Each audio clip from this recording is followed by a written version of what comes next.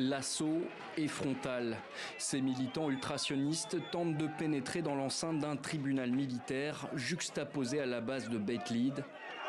Ils réclament la libération de plusieurs militaires. 9 soldats israéliens y sont interrogés, accusés de mauvais traitements sur un détenu palestinien. S'ils touchent à nos soldats, nous construirons un mur de protection. Le peuple se soulèvera contre le gouvernement, qu'il soit de gauche, de droite ou autre. Personne ne peut toucher à nos soldats, pas touche à ceux qui meurent pour nous défendre.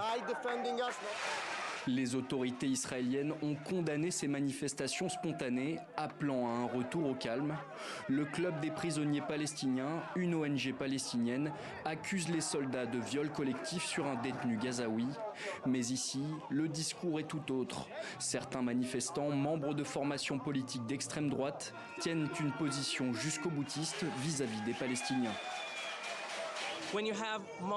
Quand vous avez des monstres comme ça qui ont violé, tué, brûlé, pillé, assassiné des milliers de personnes et qui auraient dû être tués sur le champ ce jour-là, je suis là pour aider notre pays et tout le peuple d'Israël et le monde entier à faire la distinction entre le bien et le mal.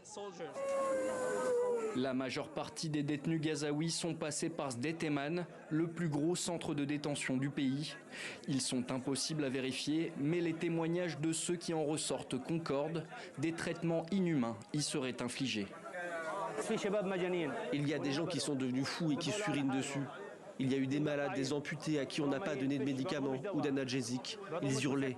La nuit, ils amenaient des chiens, des bombes au poivre et nous électrocutaient. Chaque nuit, tout ce qui vous vient à l'esprit a été fait. Depuis le début de son intervention militaire dans la bande de Gaza en octobre, Israël a annoncé avoir détenu plus de 4000 Palestiniens.